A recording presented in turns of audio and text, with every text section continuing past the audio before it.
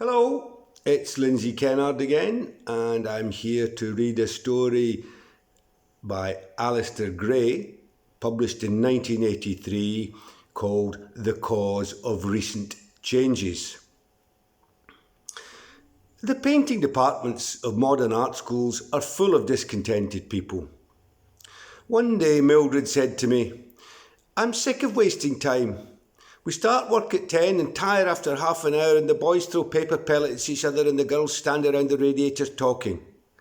Then we get bored and go to the refectory and drink coffee, and we aren't enjoying ourselves. But what else can we do?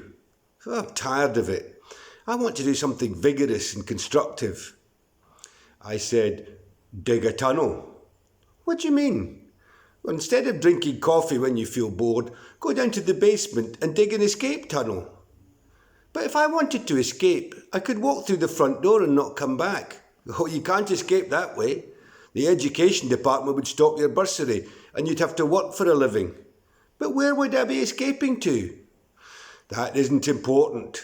To travel, hopefully, is better than to arrive." My suggestion was not meant seriously, but was taken seriously. In the seldom visited sub-basement, a flagstone was replaced by a disguised trapdoor. Under this, a room was dug into the school's foundation, and here the tunnel began. In 40-minute shifts, boxes of waste were winched up and the waste put in small sacks, easily smuggled out under students' clothing. The school was built on a bank of igneous quartz, so there was no dangers of walls caving in, no need of pit props. Digging was eased by a chemical solvent applied to rock faces with a hard spray, making them soft as cheese. This was invented by the industrial design students, who despised the painters digging the tunnel, but supported it as a technical challenge. The tunnel did not fail after a few months, like the attempt to start an art school debating society, magazine, choir, and outing to Linlithgow. Enthusiasm for it actually increased. The Students' Representative Society was packed with members of the Tunnel Committee who organised dances to pay for the installation of more powerful winches.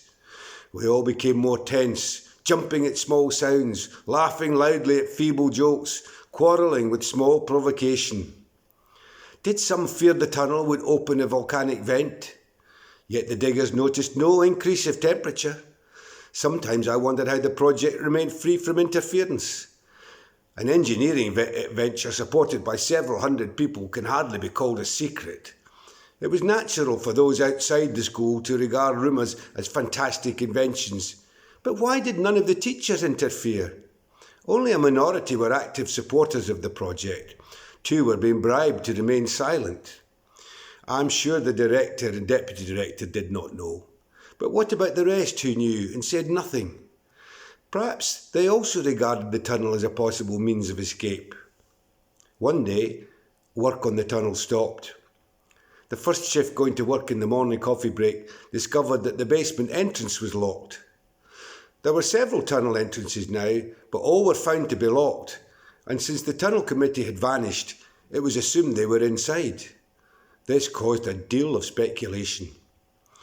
I've always crept clear of mass movements, so on meeting the president of the committee in a lonely upper corridor one evening, I said, "Hello, Mildred," and would have passed on, but she gripped my arm and said, "Come with me." She led me a few yards to the open door of what I thought was a disused service lift. She said, "You'd better sit on the floor," and closed the gates behind us and pulled a lever. The lift fell like a stone, with a noise so high-pitched that it was sometimes inaudible. After 15 minutes, it decelerated in violent jerks, then stopped. Mildred opened the gates and we stepped out. In spite of myself, I was impressed by what I saw. We stood in a corridor with an arched ceiling, asphalt floor and walls of white tile. It swept left and right in a curve that prevented seeing more than a mile in each direction. "Very good," I said. "Very good indeed. How did you manage it? The fluorescent lighting alone must have cost a fortune." Mildred said gloomily, "We didn't make this place. We only reached it." At that moment, an elderly man passed us on a bicycle. He wore a peaked cap, an armband with some kind of badge on it, and was otherwise naked, for the air was warm. As he passed, he raised a hand in a friendly gesture. I said, "Who was that?" "Oh, some kind of official. There aren't many of them on this level." "How many levels are there?" "3. This one has dormitories and canteens for the staff, and underneath are the offices of the administration, and under that is the engine." "What engine?" "The one that drives us round the sun." "But gravity drives the world round the sun." "Has anyone ever told you what gravity is and how it operates?" I realised nobody ever had. Mildred said, "Gravity is nothing but a top world scientists use to hide their ignorance." I asked her how the engine was powered. She said, "Steam." "Oh, not nuclear fission?" "No, the industrial design boys are quite certain it's a steam engine of the most primitive sort imaginable. They're down there measuring and sketching with the rest of the committee. We'll show you a picture in a day or two." "Does nobody ask what right you have to go poking around inside this thing?" "No, it's like all big organisations. The staff are so numerous that you can go where you like if you look confident enough." I had to meet a friend in half an hour, so we got into the lift and started back up. I said, "Well, Mildred, it's interesting, of course, but I don't know why you brought me to see it." She said, "I'm worried. The others keep laughing at the machinery and discussing how to alter it. They think they can improve the climate by taking us nearer the sun. I'm afraid we're doing wrong." "Of course you're doing wrong. You're supposed to be studying art, not planetary motion. I would never have suggested the project if I'd thought you would take it to this length." She let me out on the ground floor, saying, "We can't turn back now."